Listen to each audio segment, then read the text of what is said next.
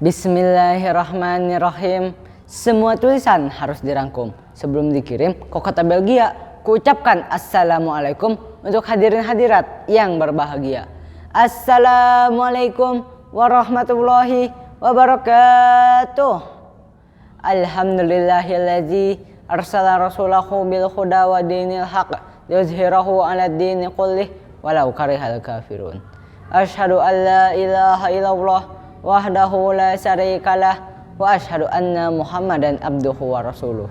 Allahumma shalli ala sayyidina Muhammadin wa ala alihi wa sahbihi ajmain. Amma ba'du.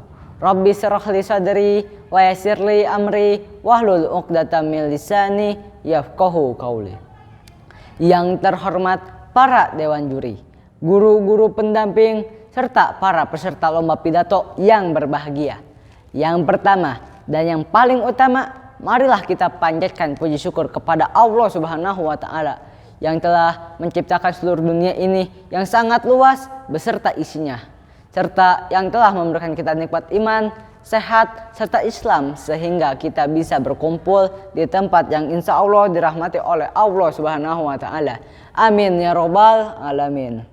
Salawat serta salam marilah kita curah limpahkan kepada baginda alam Nabi besar Muhammad sallallahu alaihi wasallam serta kepada keluarganya, sahabatnya, tabi'in dan tabiatnya hingga sampai kepada kita umatnya yang senantiasa mengharapkan syafaatnya di akhirat nanti. Amin ya robbal alamin. Hadirin yang dirahmati Allah, dalam kesempatan saya kali ini saya ingin menyampaikan sedikit tentang memberi tanpa harus mencaci. Seperti yang kita ketahui, memberi adalah menyerahkan sesuatu yang kita miliki kepada seseorang yang membutuhkan. Hanya saja seringkali kita memberi tapi sering membuat hati sang penerima sakit hati.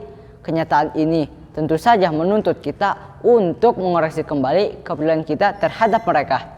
Sudahkah kita memiliki kepedulian terhadap mereka?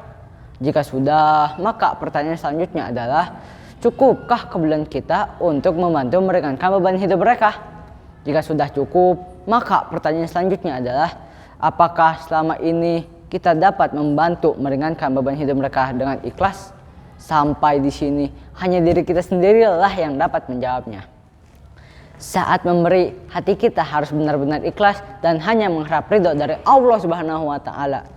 Saat memberi, ada 3 hal yang harus kita pegang, yang harus kita jadikan pedoman saat akan memberi kepada orang yang membutuhkan.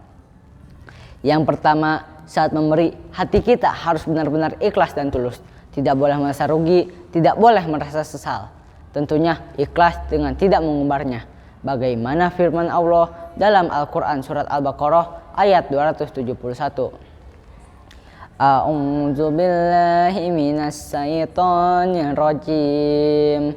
Bismillahirrahmanirrahim. In tubdus sadaqatu fa ni'ma khiyatukhfuha wa tu'tuhal fuqara'u fa huwa khairul lakum.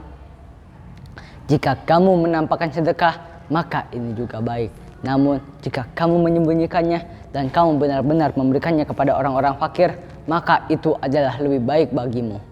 Dalam ayat ini kita tahu bahwa memberi tanpa membuat publikasi justru lebih baik daripada kita memberi dengan mengundang para wartawan.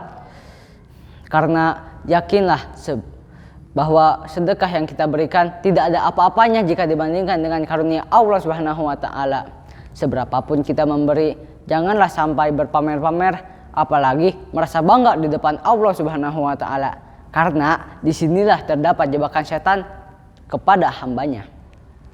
Saat memberi dengan hati yang ikhlas, tentunya Allah Subhanahu wa Ta'ala akan menggantinya dengan yang jauh lebih baik. Justru orang yang rugi adalah orang yang tidak pernah memberi. Hadirin rahimakumullah.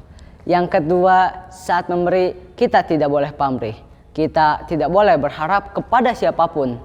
Contohnya, saat tadi pagi kita memberi makanan kepada teman kita dan besoknya kita mengharap teman kita itu memberikan uang kembali atau makanan kepada kita. Hal seperti ini harus dibuang, harus dihapuskan.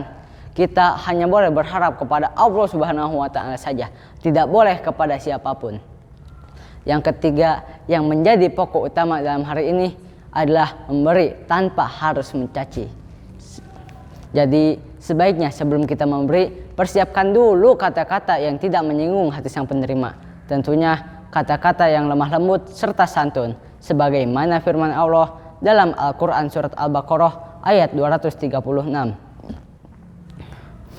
Qaulun ma'rufu wa maghfiratum min shadaqati yasba'uha adza wa Allahu ghaniyyun halim.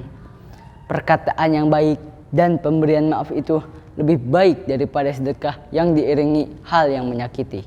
Allah Maha Kaya lagi Maha Penyantun. Dari ayat ini kita tahu Allah sangat tidak suka kita mencaci. Apalagi sekarang ini banyak sekali orang yang menyebarkan konten berbagi yang bisa saja membuat hati sang penerima sakit hati atau merasa direndahkan.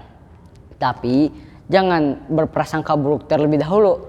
Konten berbagi juga ada bagusnya, yaitu untuk menginspirasi orang-orang untuk saling berbagi. Asalkan seperti tadi, harus ikhlas, tidak boleh pamrih, dan juga tidak boleh mencaci.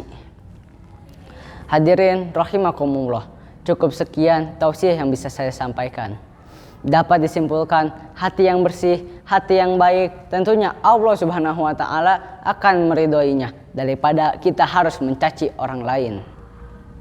Cukup sekian pidato yang bisa saya sampaikan. Kurang lebihnya mohon dimaafkan, karena manusia tidak akan pernah luput dari kesalahan, dan hanya Allah Subhanahu wa Ta'ala saja yang memiliki kesempurnaan.